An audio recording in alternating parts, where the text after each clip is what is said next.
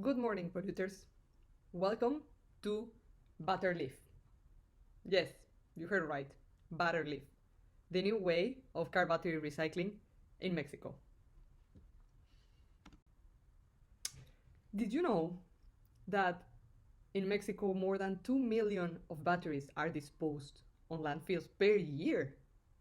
Isn't this crazy? And even more crazy, they take 500 years or more to degrade. It's unbelievable. So I have the next question to ask you. What are people doing about it? This is a huge problem. Car dead batteries are disposed on landfills, but there is a current solution already, and I'm going to explain it to you. The current solution is easy. There is a linear method between the supplier and the consumer. On the supplier side, we have the automotive industries, automotive stores, and battery recyclers. And on the consumer side, we have the battery recycling companies, or all these factories that deal with restoring the dreadful car batteries and give them a second life. What is happening right now? These consumers, they go directly to the automotive industries and the automotive stores to get the batteries, and they restore the batteries and they give them a second life. What is the purpose of giving them a second life? Creating a circular economy.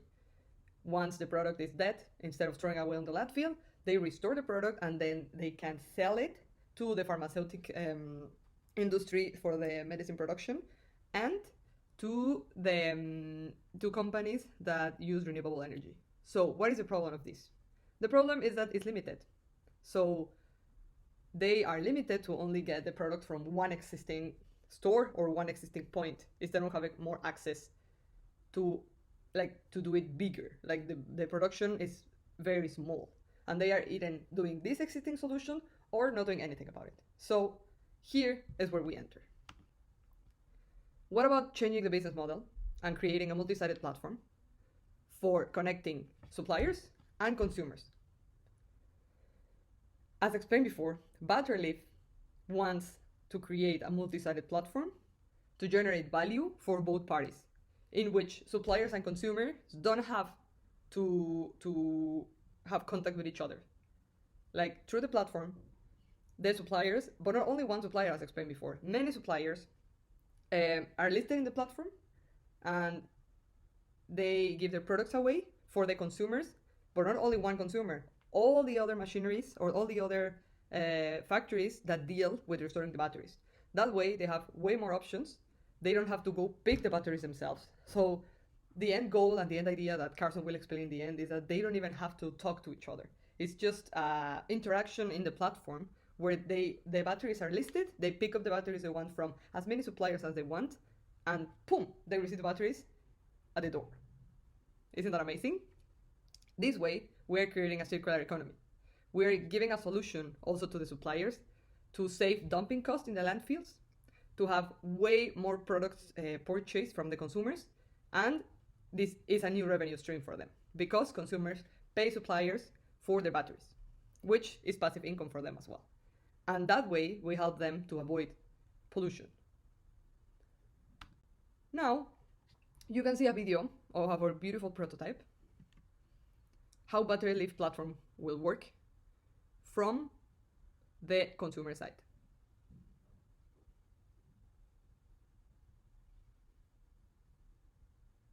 You enter your details to register on the platform, name, email, and password. And once you are there in the landing page, you can search from all the automotive stores or battery recycling companies, battery stores companies, for example, Nissan, AutoZone, also all the categories available. Let's say that right now we want to buy from Nissan. So we go into Nissan, we search for the category, we can also see the rating, and we also have the battery recycling options. When we pick there, we have the details, the time and day, when they are going to be available. So I can start planning and budgeting in advance. Then I add the batteries to my cart, I order, and I have my order status, and I just have to be ready for the battery to arrive to my door. So now I'm going to pass the word to Carson that is going to explain the revenue model. Thank you. Now that we've gone over the marketplace and the potential for a platform within it, let's take a look at how we might make money here. Now, I want want to start out by saying it's probably best if we don't charge very high fees, or we charge as little as possible when it comes to transaction fees or commission, because we don't want to kill our network effects. We want to make sure that we have lots of people joining the platform and that we have a very high growth rate at the beginning to secure us for a long-term position. When we go to raise money or when we go to sell the business, then we'll take a lot more of the transaction percentage or charge a lot more fees within the customer. Now, taking a look at different potential monetization points within this, we look at the producer side, which would be the stores or the individuals who list their dead batteries on the platform at a commercial level, where we can charge them per listing, or we can charge different types of fees for joining the platform as well. On the second side, the consumers or the companies that would be remanufacturing or recycling these batteries, we can charge them a subscription model to join the platform and have the access to be able to look for these batteries, or we can also charge them, again, like the past group, flat fees to do the transaction or join. And finally, when we make the match, where most of the money would probably come from would be a commission, whether that's a percentage-based commission on the total transaction volume or a fee-based commission, maybe depending on the size of the volume as well. So some of the indirect competitors that we have are people such as battery retailers and manufacturers. This may come in the form of companies like Sony and Panasonic, that they may want to do trading programs that will be used to collect the used batteries from customers. And established companies like Tesla are also offering their in-house battery manufacturing that's gonna take away the whole component. Existing waste management companies, many companies already offer waste management techniques, so they may as well include battery collection services as well. And this may pose as a competition to our platform. Individual recycling initiatives. This may mean the community is now advising more people to continue encouraging recycling initiatives, and that may pose as a threat to our platform, as local recycling centers are going to be formed, and it's going to take the business away from our platform. With this, in case this indirect competition starts, we'd have the solutions on how we would be able to deal with the multi-homing. So how we'll do it is we'll implement real-time data and feedback. This may be a good feature to facilitate the live data on battery prices and recycling capacity. So once you see a recycler's capacity, you can know where to take your batteries, and that may seem as an easier and faster solution to the battery retailers. Apart from price and location, we can offer advanced filtering and searching systems, such as sustainability certifications. This enables people to have the likeliness of wanting to share their batteries to say that they are being used as a sustainability practice. This may come off as an important feature to encourage battery retailers to sell their batteries. We can offer external partnerships, such as logistics providers that will move the batteries from point A to point B. That's how we are planning to deal with multi-homing. Thank you so much, Jean. Right now, we'd like to walk you through how we see disintermediation, a serious problem and issue that can affect our platform, and this is our way to envision it and tackle it. As you see right now, this is a three-way analysis, which obviously must be a dynamic analysis. It cannot be a one-time analysis, since our scenario and the background and our platform interaction are going to change during the time. As you can see here, this is based on three different levels, low, medium, and high level of the menace to us. As you can see, our top priority to avoid is based on the economic incentives. Since the transactions are going to be repeated multiply in our platform, this might be something that both customers and suppliers might want to take off the platform and continue pursuing outside of it. As you can see, we try to tackle both the type of the relationship, because this connection from the social context and the social reality, when a platform is seen just a money and dollar driven business, it might foster a sense of why not disintermediating for both customers and suppliers. But as you can see, it is a low problem for us. It is a low level problem for us. It is in the middle between the economics incentives and the type of relationship, the nature of the service. Since our service is complex, it's going to be a troublesome analysis that we're going to have and to redige it again and again and again, trying to avoid customers and suppliers to specialize with each other and take it out of the platform. As you've just seen, we conducted serious and dynamic analysis on how this intermediation can happen to us. And this is how we have to come up with counter solutions and strategies in order to avoid the issue of this intermediation happening to our platform and trying to pursue switching costs, a creation of switching costs. This is going to generate a lock-in mechanism that is going to keep our customers and suppliers on our platform. As you can see, we're going to create contractual obligation for both the customers and suppliers, trying to keep them engaged and entertained in our platform. And from the graph itself, you can see that we're not going to focus that much on reducing the communication with both parties because we want to foster the communication within them. And we're not going to focus mainly on the sanction offenders mechanisms, but maybe more on trying to generate in both our customer base and supply base a belonging to an ecological community, which is much more than just a money and profit driven business. One of our key features is that we're going to reduce the commissions for both of them gradually, probably year on year, trying to keep them engaged in the long run rather than just exploiting their creation of value in the short term. And as you can see in the bottom, complementary offering and facilitations, let me tell you just something more about it. I think we talked enough about our disintermediation analysis, how it can happen to us, our weak spots, and our counter solutions and strategies trying to tackle it and avoid it. But what if we had an idea trying to revert the problem and not just to tackle it? This is our way. We're going to develop and facilitate the outside platform transactions, not only focusing on what is happening inside, but also looking outside as a possible and plausible value creation source. This way we're going to acquire a known initial target market, and that's the way to expand our influence outside of our mainly and starting business.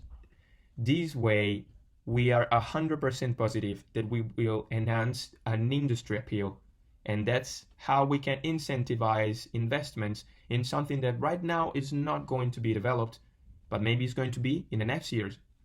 And why not at this point benefit from a sector growth that we started and initiated, and that's how to establish our dominance. Not just a vertical dominance, not even a horizontal dominance. We're going to be a radial dominance, tackling what's happening inside, what's happening outside, and being those that foster investments, growth, and sustainability inside the platform and outside. And now back to you, Carol. Okay, let's talk about our network effects. We divided to two sets, and each set we have 3 key points. The stimuli for suppliers. Access to a network of recyclers. As more recycling companies join our platform, suppliers have a greater selection and potentially better pricing on service option. Compliance and reputation.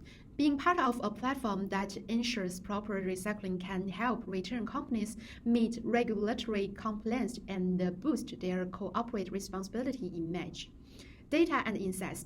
Our platform could provide analytics on recycling trends, helping return companies to optimize their logistics and recycling strategies. Another set stimuli for consumer. Steady supply of materials. A growing network of consumers ensures a consistent and predictable inflow of battery to recycle. Market expansion. Our platform can facilitate entry into new markets and customer segments. Operational efficiencies. Networking can lead to partnerships that streamline recycling processes, reduce costs, or innovate in recycling technologies. And then let's talk about target network effects. We have 3 key points. The first one is the positive feedback loop. As our platform becomes more valuable for one group, it naturally becomes more attractive to the other, creating a cycle that enhances the value for both. Second one is the standard setting. Our platform could become a standard in the industry, defining best practice for battery recycling and return. The third one is the platform stickiness. The more integrated the companies become with the platform service, like logistics, analytics, compliance reporting, the more dependent they become on it, increasing the platform's value and user retention. Now that we've taken a look at where the business is and what we plan to do at the beginning, let's take a look at our future and the impact that we'll have on stakeholders based off of where we're going and our ultimate goal and maturity in the future. Starting with where we're going, we hope that the consumers or the companies that would be taking these batteries and remanufacturing or recycling would ultimately have a cheaper supply chain moving forward and a more efficient way of sourcing their batteries to be able to remanufacture and move forward with their own business. And that moves directly into the labor side, specifically focusing on the labor of the consumers here within this industry. And the labor, we hope to, by having a more steady supply chain for the consumer side, we hope to have more security on the labor side within those companies because they have all of their top of their business and all they have to do is focus on the work done within it and selling those parts of their own business. And finally, the government, we hope to have a positive effect within the government locally, especially within Mexico and where we're starting, because we want to set a good precedent and potentially even get government funds for further and faster expansion because they see us as a positive impact on their personal economy in the manufacturing and recycling economy, and a good example as to a circular economy and circular business. Moving forward into the ultimate goal and the maturity of where we want to go with this company, of course, the impact on the environment. The point of the circular business is to make sure that we take all of these potentially harmful and valuable chemicals and materials out of the landfill and out of just being permanently cast aside and put it back into the economy by incentivizing remanufacturing companies to take these old batteries and also giving them the supply chain and means to do it. After all, they are already looking for these types of materials and we're just giving them a better way to do it, ultimately helping the environment.